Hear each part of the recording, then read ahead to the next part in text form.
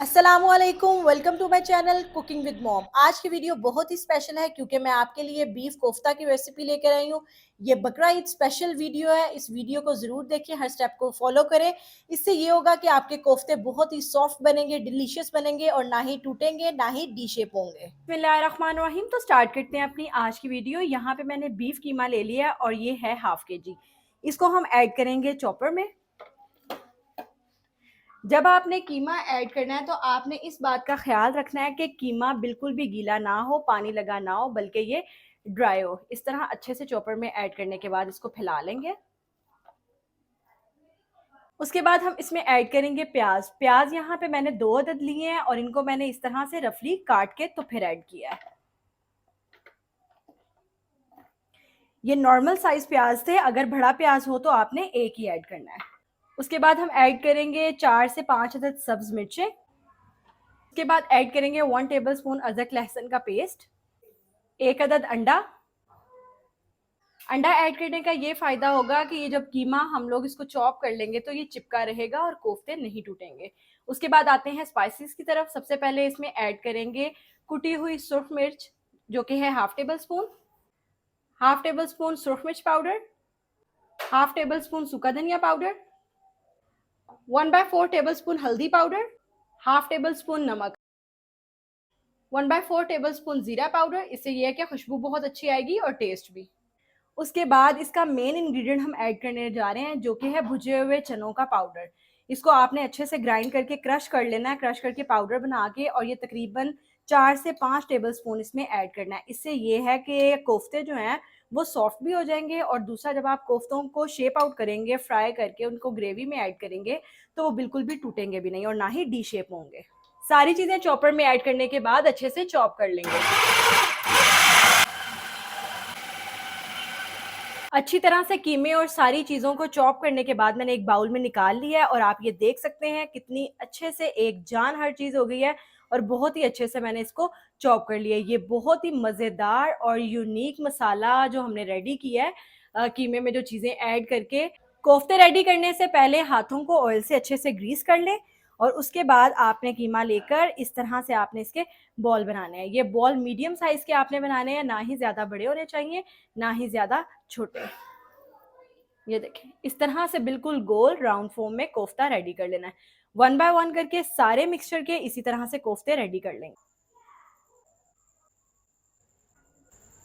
तो माशाल्लाह से देखिए, हमने हाफ के जी कीमे से कितने खूबसूरत प्लेट भर के हमने कोफ्ते रेडी कर लिए हैं। आपने भी इसी तरह से वीडियो को देख के और थोड़े से कीमे से ज़्यादा सारे कोफ्ते आपने रेडी कर लेने हैं।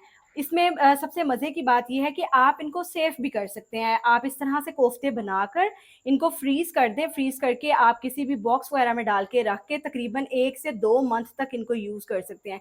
कोफ्ते बने होंगे, फ़ौरन से पहले मसाला वगैरह बना के, जिस तरह भी आपने इनको बनाना हो, आप फ़ौरन से पहले इनको बना लेंगे। इनको सेव भी कर सकते हैं इस कंडीशन में। अब हम चलते हैं इनको फ्राई करने की तरफ। अब हम एक पैन लेंगे, उसमें ऐड करेंगे ऑयल, और ऑयल को अच्छे से गरम कर लेंगे। लो फ्लेम पे जैसे ही ऑयल गरम हो जाए, आपने फ्लेम लो ही रखनी है, और सारे कोफ्ते 1 बाय 1 ऐड करके, जब भी ऑयल का काम करें बहुत ही एहतियात के साथ काम किया करें। हमने इसी तरह से लो फ्लेम पे कोफ्ते की दोनों साइड को फ्राई कर लेना है। तब तक फ्राई करना है जब तक इसका कलर चेंज नहीं हो जाता, और टाइम टू टाइम आपने इनकी साइड्स को चेंज करते रहना है। बहुत ही एहतियात से ये काम करना है। और ये आप देख सकते हैं, ये मैंने जैसे ही गर्म ऑयल में डाले हैं, ये बिल्कुल भी डी शेप नहीं हुए, उसी तरह ये गोल गोल हैं। अब बहुत ही एहतियात के साथ थोड़ी देर बाद मैं इसकी साइड चेंज कर लूँगी। ये देखें, इस तरह से बहुत ही एहतियात के साथ आपने 1 बाय 1 करके सबकी साइड को चेंज कर देना है।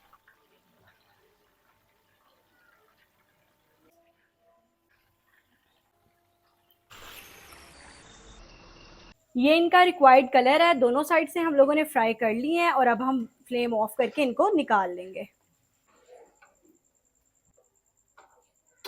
कढ़ाई लेंगे, और जिस ऑयल में हमने कोफ्तों को फ्राई किया था वही ऑयल यहाँ पे यूज़ करेंगे। इसको थोड़ा सा स्टेन कर लेंगे, और उसके बाद तकरीबन ये इतना सा आपने ऑयल लेना है। ये है तकरीबन 5 से 6 टेबल स्पून है। इतना ऑयल लेकर आपने इसमें ऐड करने हैं प्याज। प्याज यहाँ पे मैंने 3 अदद लिए हैं। इनको मैंने बारीक इस तरह से काटा है, क्योंकि हम लोगों ने बाद में ये मसाला ग्राइंड करना है, इसलिए मैंने थोड़ा सा मोटा ही इन्हें रखा है। अच्छे से चम्मच हिलाएंगे और इनको थोड़ा सा फ्राई कर लेंगे। आपने इनको फ्राई मीडियम फ्लेम पे करना है, फ्लेम ज़्यादा हाई नहीं करनी।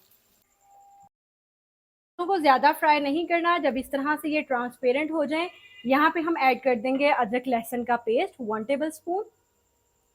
साथ ही ऐड कर देंगे 3 अदद सब्ज मिर्च। अच्छे से फ्राई कर लेंगे ताकि अदरक लहसुन के पेस्ट का जो कच्चापन है वो ख़त्म हो जाए। अब यहाँ पे ऐड करेंगे टमाटर। मैंने 2 अदर टमाटर लिए हैं और इनको इस तरह से काट के मैंने ऐड किया है। ये सारे मिक्सचर को हमने ग्राइंड कर लेना है, इसलिए मैंने ये थोड़ा सा मसाला जो है, जो मैंने कटिंग की है चीज़ों की, प्याज़ों की भी और टमाटर की भी, ये थोड़ा सा मोटा रखा है।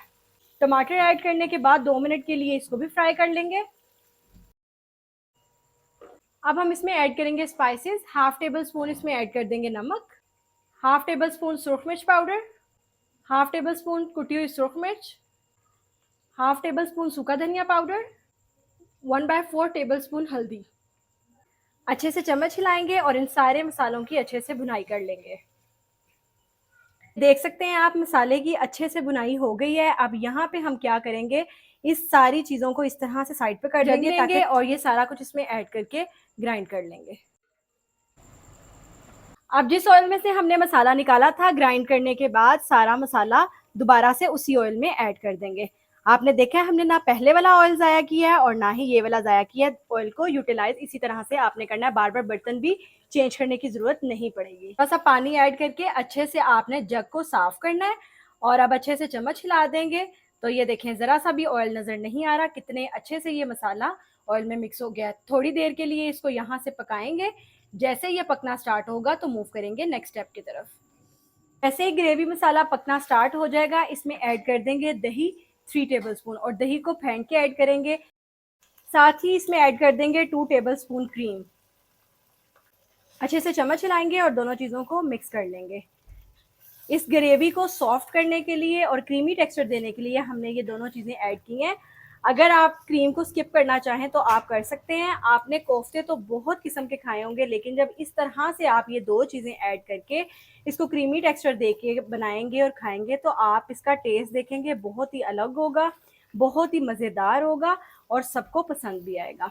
अब थोड़ा सा वेट करेंगे कि मसाला जो है वो थोड़ा सा ऑयल छोड़ दे और उसके बाद हम ऐड कर देंगे कोफ्ते। आप देख सकते हैं कि मसाले ने ऑयल छोड़ दिया, यानी कि ये तरी ऊपर आ गई है। जब इस तरह से तरी ऊपर आए, चम्मच हिलाएं और चम्मच हिलाने के बाद 1 बाय 1 करके सारे फ्राई किए हुए कोफ्ते इसमें ऐड कर देंगे। अच्छे से मसाले के साथ इनको मिक्स कर लेंगे।